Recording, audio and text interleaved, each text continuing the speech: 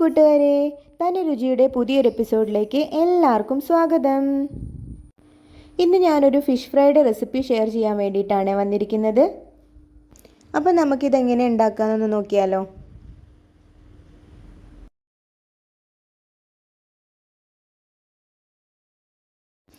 ആദ്യം ഞാനിവിടെ ഫിഷ് നന്നായിട്ട് കഴുകി വൃത്തിയാക്കി വെച്ചിട്ടുണ്ട്.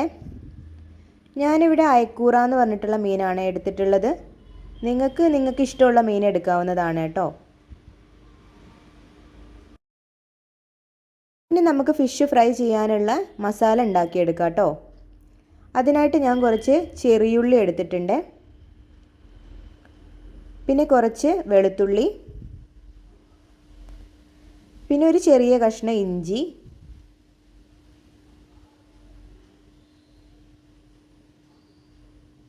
ഇനി നമുക്ക് ഇതിലേക്ക് വേണ്ട മസാലപ്പൊടികൾ ചേർത്ത് കൊടുക്കാം കേട്ടോ. ഇതിനായിട്ട് ഞാൻ 1.5 സ്പൂൺ മുളക് പൊടി ചേർത്ത് കൊടുത്തിട്ടുണ്ട്.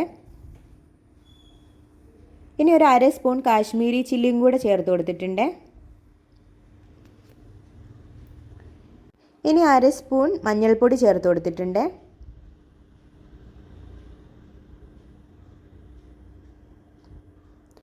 ഇനി ലേശം കുരുമുളക് പൊടിയും കൂടെ ചേർത്ത് കൊടുത്തിട്ടുണ്ട്. ഇനി കുറച്ച് മല്ലിപ്പൊടി,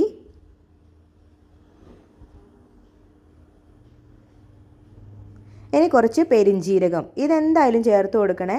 ഈ പെരിഞ്ജീരകമാണ് ഈ മീൻ ഫ്രൈയുടെ ടേസ്റ്റ്. ഇത് സ്കിപ്പ് ചെയ്യരുത് കേട്ടോ.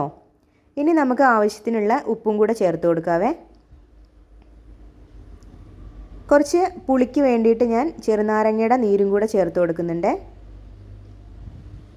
ഇനി ആവശ്യത്തിന് വേണ്ട വെള്ളം കൂടെ ഒഴിച്ചു കൊടുത്തിട്ട് മിക്സിയിലിട്ടിട്ട് നന്നായിട്ട് പേസ്റ്റ് പോലെ അരച്ചെടുക്കണേ. അപ്പോൾ നമ്മുടെ അരപ്പൊക്കെ നന്നായിട്ട് സെറ്റായിട്ട് വന്നിട്ടുണ്ട്. ഇനി നമുക്ക് ഈ അരപ്പൊക്കെ മീനിൻ്റെ മേലോട്ട് നന്നായിട്ട് തേച്ച് പിടിപ്പിച്ച് കൊടുക്കാവുന്നതാണ്. അപ്പോൾ ഇത് ഈ അരപ്പൊക്കെ നന്നായിട്ട് മീനിൻ്റെ എല്ലാ ഭാഗത്തും ആവുന്നത് പോലെ ഞാൻ നന്നായിട്ട് തേച്ച് പിടിപ്പിച്ച് കൊടുത്തിട്ടുണ്ട്. ഇനി ഇത് ഒരു 20 മിനിറ്റ് നമുക്ക് റെസ്റ്റ് ചെയ്യാൻ വയ്ക്കാം കേട്ടോ. മസാലയൊക്കെ മീനിലേക്ക് നന്നായിട്ട് പിടിക്കാൻ വേണ്ടിയിട്ടാണ്. ഇനി ഫിഷ് ഫ്രൈ ചെയ്തെടുക്കാൻ വേണ്ടിയിട്ട് ഞാനൊരു പാനിലോട്ട് വെളിച്ചെണ്ണ ഒഴിച്ച് വെച്ചിട്ടുണ്ട്. വെളിച്ചെണ്ണയൊക്കെ നന്നായിട്ട് ചൂടായിട്ട് വരുമ്പോൾ നമുക്ക് കുറച്ച് കറിവേപ്പിലയും കൂടെ ചേർത്ത് കൊടുക്കാവേ.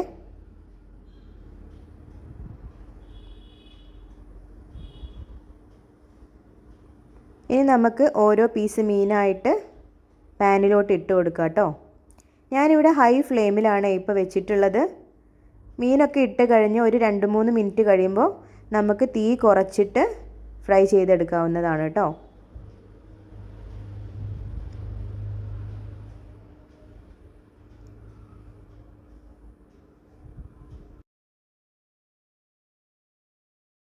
അപ്പോൾ ഇത് നമ്മുടെ ഫിഷിൻ്റെ ഒരു വശം നന്നായിട്ട് വെന്തിട്ടുണ്ട്.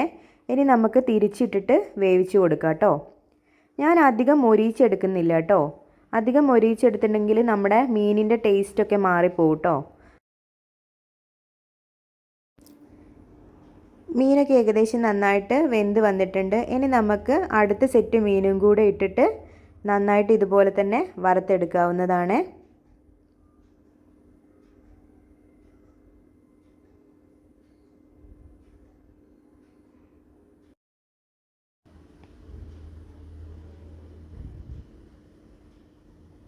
അപ്പോൾ ഈ പെരിഞ്ജീരകത്തിൻ്റെയും അതുപോലെ നല്ല കറിവേപ്പിലയുടെ ഒക്കെ നല്ല മണം വരുന്നുണ്ട്. അപ്പോൾ ഏകദേശം നമ്മുടെ ഫ്രൈ ഒക്കെ സെറ്റായിട്ട് വന്നിട്ടുണ്ട്. ഇനി ഇത് ഞാനൊരു സെർവിങ് പ്ലേറ്റിലോട്ട് മാറ്റിയിട്ടുണ്ട്. അപ്പോൾ അതേ നമ്മുടെ സിമ്പിൾ ആൻഡ് ടേസ്റ്റി അയക്കൂറ ഫ്രൈ ഇവിടെ റെഡി ആയിട്ടുണ്ട്. ഇത് നമുക്ക് വളരെ എളുപ്പത്തിൽ ഉണ്ടാക്കിയെടുക്കാൻ പറ്റുന്നതാണ് കേട്ടോ. കാണുന്നത് പോലെ തന്നെ ഇത് കഴിക്കാൻ അടിപൊളി ടേസ്റ്റാണ് കേട്ടോ.